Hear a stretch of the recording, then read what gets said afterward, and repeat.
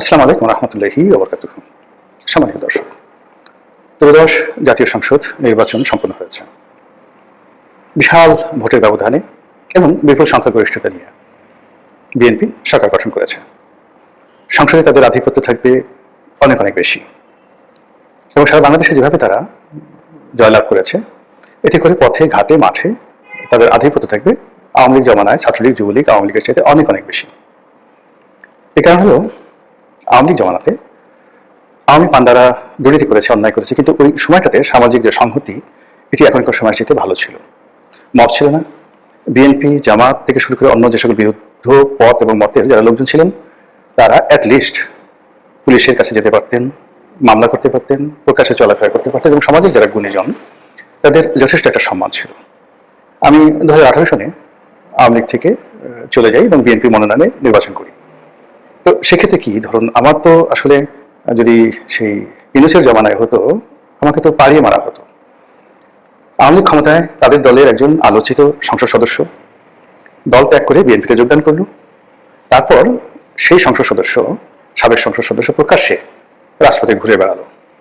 আমার বাসাটা ছিল ঢাকা কলেজের পেছনে।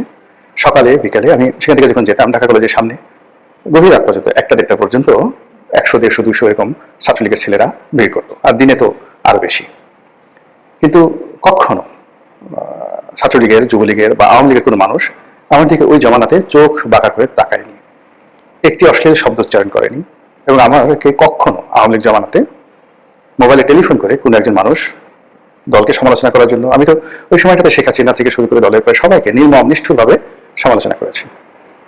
এখন সেই গত 17 মাসে ডক্টর মোহাম্মদ ইউনূসের যে সমালোচনা করেছি তার সাথে 100 গুণ বেশি সমালোচনা করেছি শেখ হাসিনা। কই কোনো পুলিশ কর্মকর্তা, কোনো ডিবি, কোনো ডিজিএফআই থেকে শুরু করে অন্য কোনো যে মাস্তান, তারা কেউ কখনো আমাকে টেলিফোন করে একটা বাজে কথা বলেনি, বরং রাস্তায় দেখা হলে তারা সম্মান প্রদর্শন করেছেন, তারপর সাহায্য করার জন্য এগিয়ে এসেছেন।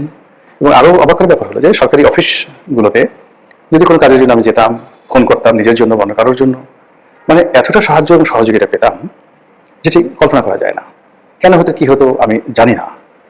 বহু মানুষ, তাদের জন্য চাকরির তদবির করেছি, বহু মানুষকে হাসপাতালে ভর্তি করে দিয়েছি, বহু মানুষকে পুলিশি সাহায্য দিয়েছি, বহু মন্ত্রীকে টেলিফোন করে বহু এলাকার উন্নয়নের কর্মকাণ্ড করে দিয়েছে আওয়ামী লীগ জমানাতে 2018 থেকে একেবারে শেষ দিন পর্যন্ত।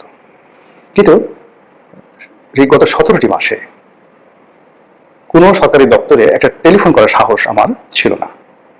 গত 17টি মাসে গাড়ি চালিয়ে ঢাকা বিশ্ববিদ্যালয়ের ক্যাম্পাসে যাওয়ার সাহস আমার ছিল না। এমনকি রিকশায় করে হেঁটে কোনোদিন বিশ্ববিদ্যালয় ক্যাম্পাসে আমি যাইনি গত 17 মাস। অথচ যেদিন শেখ হাসিনাকে গালাগাল করতাম, যেদিন স্বরাষ্ট্রমন্ত্রীকে গালাগাল করতাম, সেই দিন এমনও গেছে পকেটে 4-5 লাখ টাকা ওই শেষ বিকালে কালেকশন ব্যাংকে জমা দিতে পারিনি, সেই 4-5 লাখ টাকার একটা ব্যাগ হাতে, তো সবসময় ঘড়ি থাকে, মোবাইল থাকে, 2টো মোবাইল থাকে, মানে আমাকে ছিনতাই করলে যে কোনো সময় 10-12 লাখ টাকা হয়তো ওই সময় পাওয়া যেত। তো অফিস থেকে, আমার অফিস প্রেস ক্লাবের সামনে, এখান থেকে রাত্রি 10টা-11টার সময় বের হয়ে হেঁটে হেঁটে ঢাকা বিশ্ববিদ্যালয়ের ভিতর দিয়ে নিউ মার্কেট হয়ে পায়ে হেঁটে আমার বাসায় গিয়েছি। মনের মধ্যে কোনো ভয় ছিল না, আতঙ্ক ছিল না এবং আমার জীবনে কোনো দুর্ঘটনা ঘটেনি। কিন্তু সেই আমি গত 17 মাসে কোনো সরকারি অফিসে যাওয়ার প্রশ্নই তো আসে না, আর বিশ্ববিদ্যালয় ক্যাম্পাসে যাওয়ার আমার যাকে বলা দুঃসাহস কখনো হয়নি। তো বোঝার চেষ্টা করুন গণতন্ত্র সহনশীলতা কোন পর্যায়ে চলে এসেছে শেখ হাসিনার পতনের পর। এরপর থানা পুলিশকে কি ফোন করবো? পুলিশের যে সকল কর্মকর্তাদের সঙ্গে পরিচয় ছিল, সেই জুলাই আগস্ট গণ অভ্যুত্থানের পরে বহু পুলিশ কর্মকর্তা, অনেকে চাকরি হারিয়েছেন, অনেকে জেলে গেছেন, অনেকে পালিয়ে বেড়াচ্ছেন। তো তাদের যে দুঃখের কথা, কাহিনী, সেগুলো শোনার পর কোনো থানায় গিয়ে মানে কোনো একটা ব্যাপারে কারো সাহায্য চাইবো, এই সাহসী আমার হয়নি। পরে আমার কাছে যারা পুলিশি সহযোগিতার জন্য বিভিন্ন সময় সুপারিশ করেছেন, আমি বলেছি যে আরে বাবা, পুলিশই তো বাঁচছে না এখন, পুলিশই তো বিভিন্ন মানুষের সাহায্যের জন্য তারা দাঁড়িয়ে দাঁড়িয়ে ঘুরে বেড়াচ্ছে, বাধ্য এই সমস্ত ব্যাপার মিনিমাইজ করে সবকিছু। তো এই যে একটা মানে ট্রেন্ড গত 17 মাসে চালু হয়েছে, এটি বিএনপি ক্ষমতা গ্রহণের পর রাতারাতি চলে যাবে এটা আমার মনে হচ্ছে না। বরং গত 17 মাসে যে সকল বিশৃঙ্খলা হয়েছে আর্থিক খাতে, তারপর আন্ডারওয়ার্ল্ডে, ব্যবসা বাণিজ্য, বিশেষ করে 2 নম্বরী ব্যবসা বাণিজ্যে, টেন্ডারবাজিতে, এর প্রায় 99% কাজই বিএনপি লোকজন করেছেন।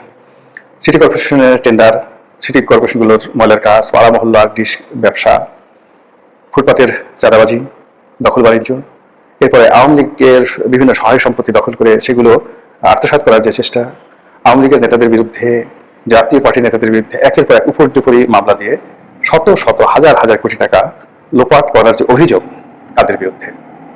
জামাতের বিরুদ্ধে, এনসিপির বিরুদ্ধে, নাকি চরমোনাইয়ের পীর সাহেবের বিরুদ্ধে? আল্লাহর রাস্তে একটু বুকে হাত দিয়ে বলুন তো কাদের বিরুদ্ধে? এখন যারা এই ধরনের কাজকর্ম করেছেন, প্রায় তাদের সবার মধ্যে একটা ভয় ছিল যে জামাত ক্ষমতায় চলে আসবে। কেন আসবে?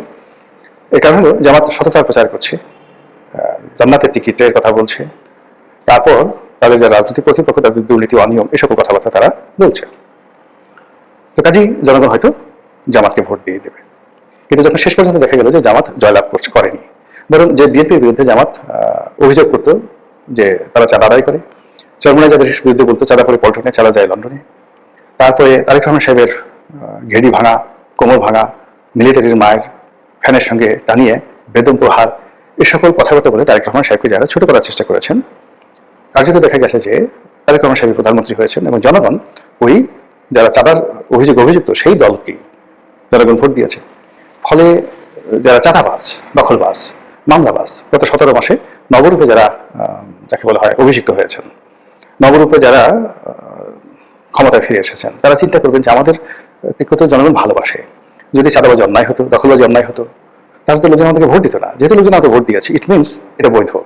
এই বাংলাদেশে এটা আমাদের অধিকার, এটা আমাদের মানবাধিকার, এটা আমাদের রাজনৈতিক অধিকার। কাজে আমরা চাঁদাবাজি করবো, সিরিয়াসলি চাঁদাবাজি করবো, যে যাই বলুক না কেন। এটা হলো তাদের যারা প্রতিপক্ষ, তারা তো চাঁদাবাজিকে মেইন ইস্যু করে নানাভাবে তারা প্রচার চালিয়েছে, প্রোপাগান্ডা চালিয়েছে, কিন্তু জনগণ তো রেসপন্ড করেনি। তো জনগণ যেহেতু রেসপন্ড করেনি, কাজে আমরা অবশ্যই চাঁদাবাজি করব। তো এদের সংখ্যা কত হবে? 10 লাখ, 20 লাখ, 50 লাখ, যারা এই যে বিএনপির ক্ষমতার কালে নিজেদেরকে ভীষণ রকম বেপরোয়া, ভীষণ রকম শক্তিশালী, ভীষণ রকম যাকে বলা হয় যুদ্ধমদেহী বানিয়ে ফেলেছেন। তারা যদি আগামীতে এই যে সকল চাঁদাবাজি কর্মকাণ্ড সেগুলোর পরিমাণ বাড়িয়ে দেন, জনগণের উপর অত্যাচার বাড়িয়ে দেন, অতিরিক্ত বিজয়ের আনন্দে, তাহলে সকল দায় দায়িত্ব এসে জনাব তারেক রহমান সাহেবের ঘাড়ে উঠবে।